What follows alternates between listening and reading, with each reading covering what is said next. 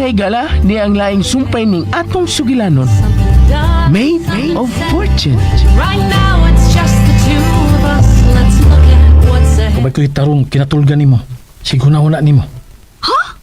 Uy, ngano gud? Oh, Ngano wa man kay maayo kinatulgan sige gunahuna nako? Ha? My friend attorney? Ngano? Oh. Nganong igo naman ko nimong gitutukan? Tubaga akong pangutana. Wa ka ikatubag? Pwes, ako'y matubag. Nahitabo ning tanan tungod sa kahkog sa tao sa gahom ug sa lapi. ha? Mga politiko, mga negosyante, ug bisan yano mga tao guilty ini. Bisan kita in one way or another, nakakontribute ini mga panghitabo karon. Nakasa tang tanan, nakasa ta sa kalikupan, gipaningla na tas Ginoo. Iya na tang gipakita sa bunga sa atong kahkog ug katanga. Angel, usa ko nang gipanulti nimo. Pasagdi ko, Attorney Mervin. Nga bitaw mo dayon kamutingog. Patiwasan na lang ko ini akong isulti. Kay nag-uros-uros, ini akong gibati nga kapungot o kasagmuyo. Para ni tanan, apil na ko ini. Pero, ginhawa sa taglawam, kay mahot ng taghangin ini.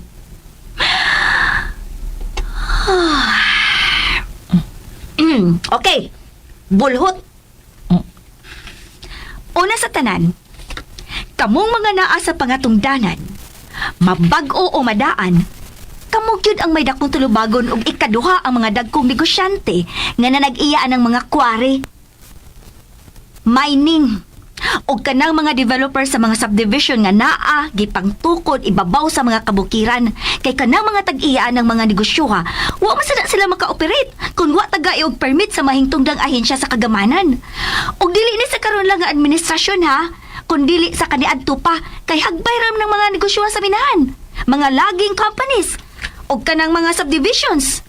Kwarta ra gyud ang ipalabi. Di ba? O kamong naakaron sa bagong administrasyon, ayaw intahon ninyo tiwasi ang katawan. Kamu may naakaron, kamoy panilig, kamoy panglimpyo, o ayaw ninyo pun iyang karaan ng sakit sa korupsyon. Ayaw! Kita mga katawan, hunungon ni nato nga atong pagkakonsentidor. Dili na ta magpakatanga. Ayaw na mo pamalitan ng mga bahay nga naagi pang tukod ibabaw sa kabukiran. Kay maong nagpadayon na sila, kay ato mas lang gitugutan. Nimpatronize man ta nila.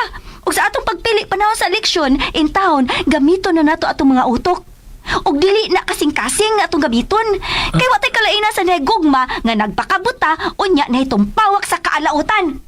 Okay ka lang? Kutasa eh. Okay ka? Tubig. Paingas ako tubig. Tubig. Okay. Water. Ano yung mineral water? Okay ni. Dali pala. Automatic. Ay, ni uga. Dara. Okay. Ay, salamat. Okay na ka? Medyo, pero kutas pa. Di sa ko masulti, ha? Strong manggug ka. Kuwang pa biya to. Pero sa laing higayon na lahat kumutiwas og bat-bat, ha? Kaya at least na iban-iban na lang og gamay nga akong gibati ba?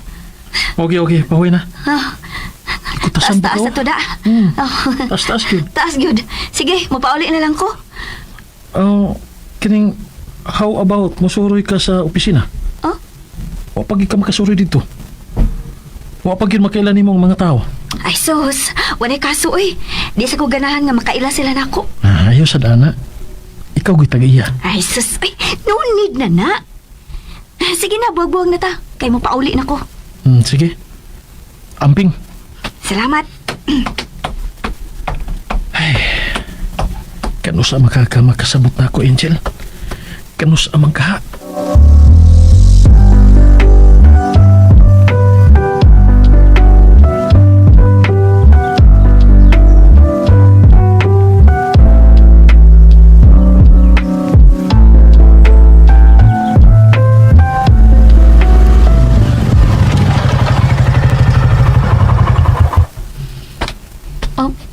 Uy, ngit-ngit lagi. Nanglakaw ang tanan? Wala, si Irene ron?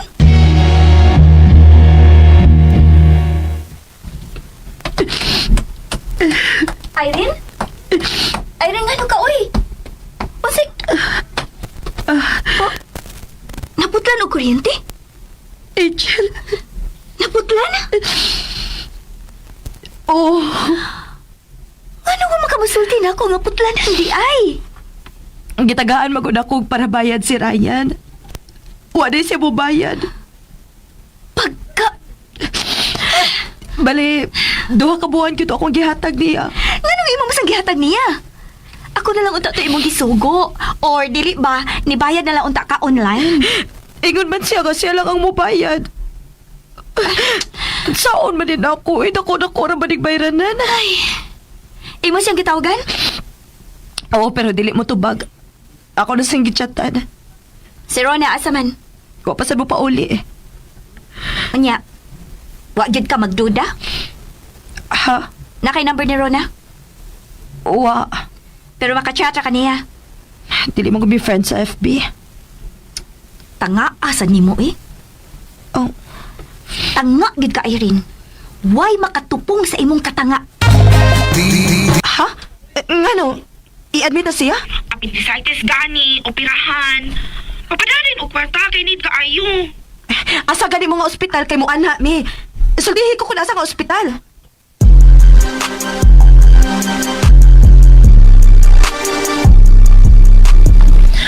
Ay, Noe.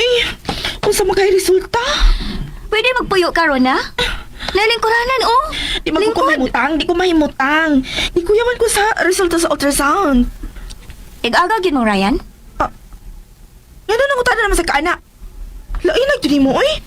Mura magugdili ig-agaw ang imong reaksyon, good? Mura kag asawa. Lain na yun mo ba, Angel, uy. Tinuod bitaw?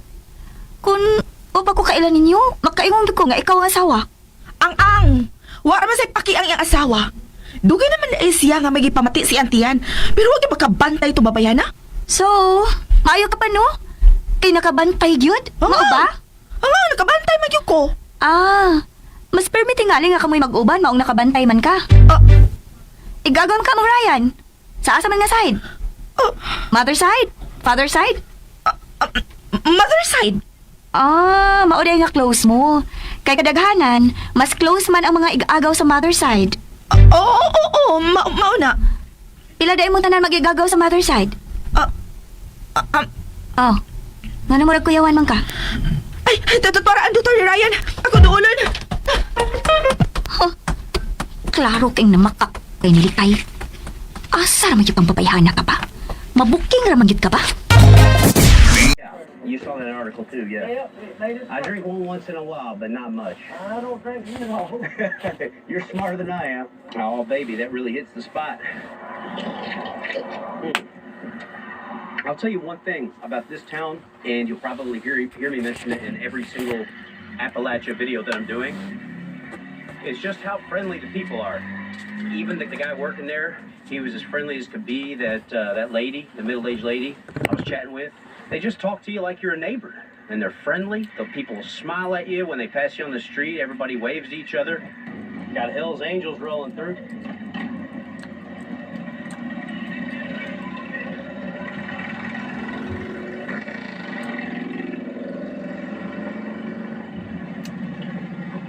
All right, here we go. Here's that hellacious hill that we saw from the distance. We'll walk up here. Looks like just a bunch of homes, a neighborhood. Damn, Beattyville. Y'all are wearing my ass out. This hill ain't no joke. Woo! Look at that place. That's a nice looking house there. This must be one of the more affluent neighborhoods in town. It's kind of cool seeing these old homes though, because they weren't built recently. And I think there's a certain charm to those old style homes like that one right there. See that big wraparound porch? All right, y'all. We conquered that sumbitch. Bitch. Going down's gonna be the fun part. But this is what it's like atop the mountain. Quiet little neighborhood. The Beattyville School Apartments. School Apartments. Man, look at that old home. That's pretty cool. Here's Beattyville Elementary. Now we're getting to the best part of Beattyville. And what's that? Mother Nature, baby. You can see the cliff face over there. Got this branch of the Kentucky River running right through town. So the center of Beattyville is back that way. Looks like we're out here on the outskirts now. They got a gas station and a subway there.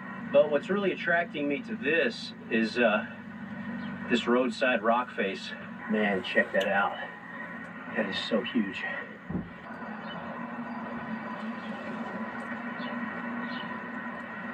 Now that's it. That's the view I've been looking for. Well, Beattyville, you got a nice little town here. I'm glad I stopped by, but unfortunately, the road is calling me. I'm bound for my 5th stop in this tour of Appalachia. So make sure to like, comment, and subscribe. I've got a lot more adventures on the way, and trust me, you're not going to want to miss them. Thanks for tuning in, guys. Stay happy, healthy, and blessed. We'll catch you in the next video. I want to give an extra special thanks to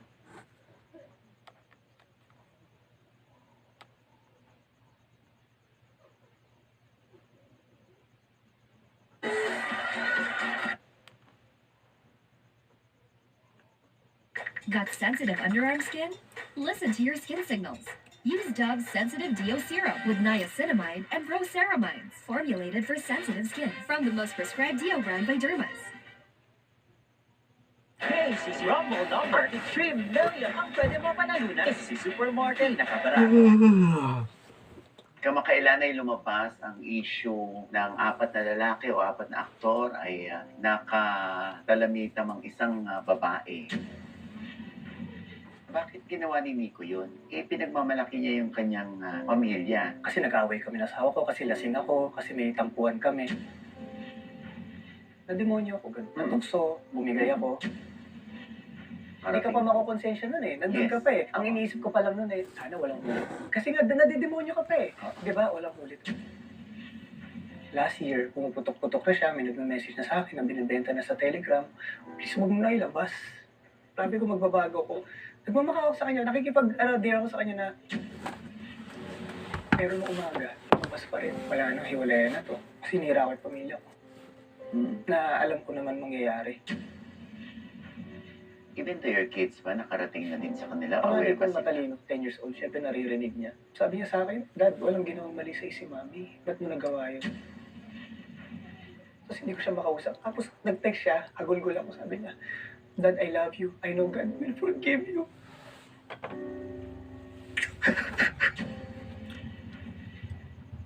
Kamakailan ay lumabas ang issue ng 4 na lalaki o 4 na aktor ay nakatalamita ang isang babae. Yung isa ay 2 babae ang kanyang nakaniig. Ang 4 na lalaki na na-viral ay si Ron Angeles, si Aaron Villaflor, si Hil Cuerva, at si Nico Natividad. Kasama po natin ngayon, Nico Natividad. Nico, ayan.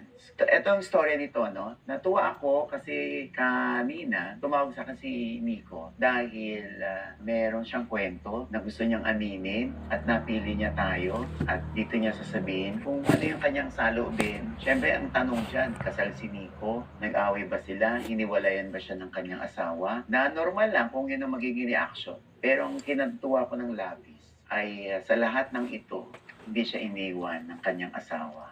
Nico, una sa lahat, tinatanong nila bakit ginawa ni Nico yun? Pinagmamalaki niya yung kanyang pamilya. Nag-aano pa sila ng asawa niya, nagko-content pa sila. Bakit dumating sa puntong biglang may napanood na lang ang karamihan na video ni Nico kasama ang isang babae? Sabi ko nga po, walang words na pwedeng magpabawas o mag-cover up na nagawa ko na. Kasi nag-away kami ng asawa ko, kasi lasing ako, kasi may tampuan kami. Wala. Lahat nung ginawa ko ng mali. Sa madaling salita, sabi ko sa wife ko, nademonyo ako, ganun. Natukso, bumigay ako. It was 2024-23 nangyari yun. So, inamin ko na siguro natira yung kahinaan ko. Babae, laman. Walang ibang reason po. Mali ako, na demonyo ako, yun lang po. Walang dahil nag-away kami ng wife ko. Yun, walang ganun. Walang lusot na... At ayokong gawing dahilan yun kasi ang lamig ko kasi nagtampuan tayo. Inamin ko mali yung ginawa ko. Hindi ba lumalabas ang isyong ito meron ka ng kutob na lalabas ito. Opo, alam ko. Takot lang ako aminin sa wife ko kasi hindi ako nagbubuhat ng bangka. Nung nangyari to, unti-unti, nagbabago na. Alam niya, alam ng mga tao. Alam ng wife ko na nagbabago na ako. Pero hindi ko lang kayang aminin sa kanya. Kasi natatakot ako mawala siya. So sabi ko na lang, pagsisisihan ko na lang sa sarili ko. Magbabago na lang, huwag ko na lang aminin sa kanya. Pero nung last year, pumuputok-putok na siya, may nagme-message na sa akin, na binibenta na sa Telegram. Sabi ko, wala na ako lusot. Darating time lalabas to. Sinusubukan ko lang kung i-delay kasi nga ayokong mahiwalay ako sa pamilya ko, ayokong masira. Pero alam ko na lalabas po yun. So, paano ka nagkalakas ng loob na finally aminin mo kay Mrs.? Wala na lusot eh. Tinanong ka ba niya or ano? Tinanong pa niya ako nung meeting ito. Tinatry ko pa rin na magsinungaling sa kanya na hindi totoo. Pero kasi nga ayokong ma-corner na hiwalayan niya ako, masira pamilya ko. Pero wala nang lusot eh. Wala nang dahilan para magsinungaling pa ako. Napanood niya na. Wala na. Nag-iyakan na lang kami. Humingi ako ng tawad. Pero nung tumatakbo sa isip ko, nung sabi ko, wala na, hiwalayan na to. Sinira ko yung pamilya ko. Na alam ko naman mangyayari. Obviously, nung time na ginagawa mo yun with a girl, hindi yun ang worry mo. Hindi yun ang iniisip mo yung baka hiwalay. Muna ang Hindi ka pa makukonsensya. sineconnectividad atong i-search guys kung unsa man yung giingon ni Pogidiyas o nga viral video no pat kalaki og isa ka babae. May pagsisisi talaga. Pero hindi ko lang talaga maamin sa kanya. Napabaga na diri guys sa internet or basin gi-erase na no kay X-rated man siya video. Itong i-search curious lang. Yun talaga, hindi dahil